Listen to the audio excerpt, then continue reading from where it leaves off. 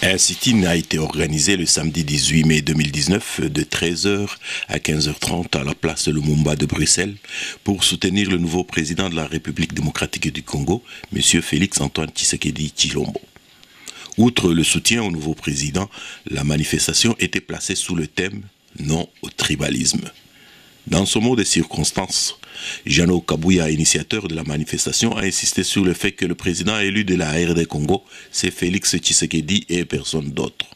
Jeannot Kabouya continuera en ces termes. Durant la campagne électorale et juste après les élections, il y a eu un matraquage médiatique prémédité et bien orchestré de l'étranger pour influencer l'opinion afin d'imposer un autre résultat pour la présidentielle.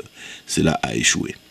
À la base de cette campagne médiatique, notamment plusieurs de ceux qui avaient collaboré activement avec le régime Kabila, contrairement à Félix Tshisekedi qui était arrivé au pouvoir les mains propres. Et si le thème du tribalisme a été mis en évidence, c'est sûrement parce que durant la campagne présidentielle congolaise, parmi les effets pervers, il y a eu ce relent tribal chez certains. Henri Mouké, un des 4 fondateurs du mouvement Bana Congo, a également pris la parole pour témoigner sur ce qu'il a vécu à Kinshasa en ses débuts du mandat de Félix Tshisekedi. Il dira « Beaucoup de choses ont changé et changent dans la bonne direction ». Le mouvement des Bana Congo est un des mouvements précurseurs du mouvement des combattants congolais qui a pris la relève de l'activisme des Congolais de la diaspora. Parce que c'était important de montrer que nous soutenons notre président. Il y a beaucoup de gens qui ont dit vous êtes déjà au pouvoir, ça sert à quoi de encore montrer que vous le soutenez? Non. Vous savez, même ici dans le gouvernement belge, même chez Macron, même aux États-Unis, il y a toujours des gens qui font des actions de soutien pour le chef d'État, pour le gouvernement. Vous savez qu'il y a eu beaucoup de choses qui ont été dites pour essayer de discréditer notre président. Vous savez qu'aujourd'hui, les faiseurs de rois, ceux qui placent toujours des gens à la tête du pays, ne voulaient pas d'un fils du pays à la tête du Congo. Ils voulaient une marionnette comme ils ont l'habitude de mettre. Et cette fois-ci, leur plan a été contrecarré. Et je crois que vous l'avez vu à l'intérieur, comme à l'extérieur, vous avez vu dans les médias, comment ils ont mis les moyens, comment ils ont mis l'argent pour sortir des fake news.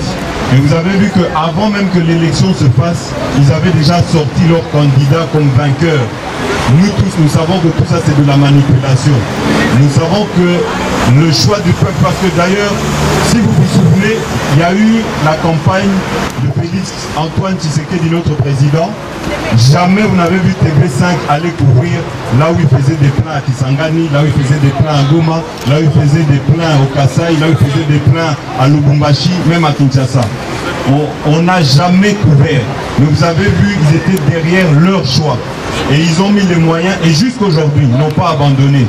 Tout ça, c'est un lobbying qui s'est mis derrière, qui ont mis beaucoup d'argent, qui ont injecté beaucoup d'argent pour tromper nos frères, nos sœurs, pour manipuler nos frères, nos sœurs. Avec, vous avez vu vous-même, beaucoup d'amalgames ont été sortis, beaucoup de mensonges, et les attaques, vous les connaissez. C'était d'abord les problèmes de diplômes, après les problèmes de diplômes, ils n'arrêtaient pas de nous sortir tout le temps.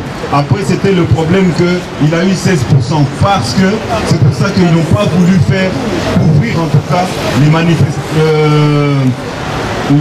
la campagne du président quand il se déplaçait dans toutes les provinces, parce qu'il fallait qu'on puisse laver l'esprit et le cerveau des Congolais. C'est pour ça qu'on ne fait que dire c'est un président nommé, bon, c'est Kabila qui est derrière, mais c'est lui le chef de l'État.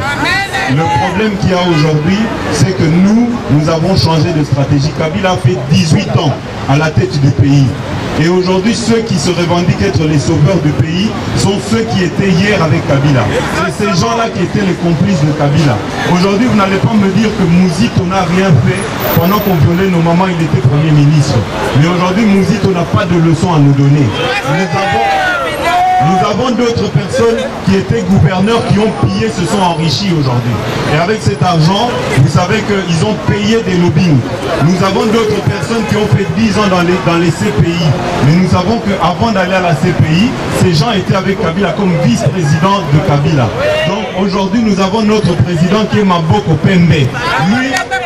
Lui, qu'on le veuille ou non, il n'aime pas entendre cette vérité, mais lui ne s'est jamais compromis avec Kabila. Il n'avait pas régné avec Kabila, mais aujourd'hui, il est le président de Kabila. Il est le président de tous ces gens-là.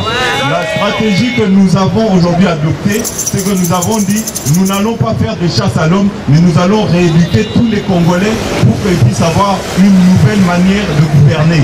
Nous allons déboulonner les anti-valeurs. Nous allons déboulonner...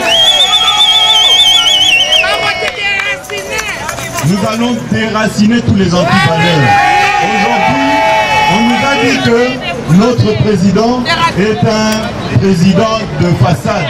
Mais pourtant, grâce à ce président de façade, aujourd'hui, vous voyez que ceux qui étaient en exil, ils commencent à rentrer.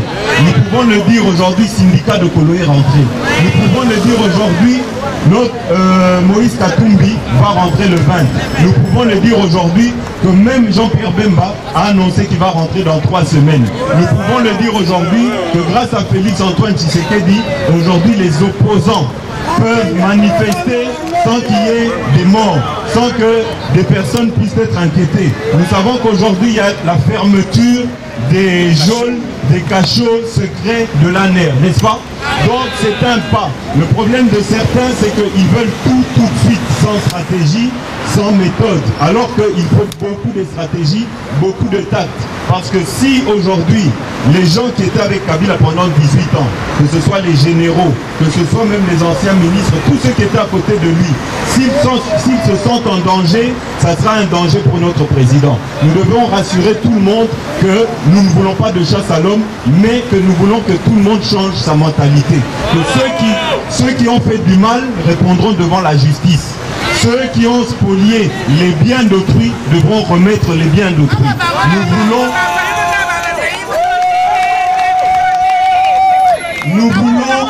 Nous voulons un état de droit au Congo.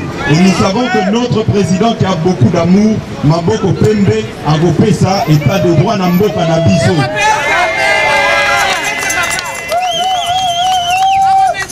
Et pour terminer, nous allons pas oublier notre slogan, c'est que Papa Lobaki,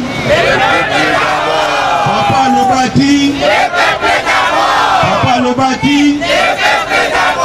Voilà, le président a dit que tous ceux qui sont là, que ce soit gouverneurs, même les ministres du futur gouvernement qui va sortir, doivent être les esclaves de qui?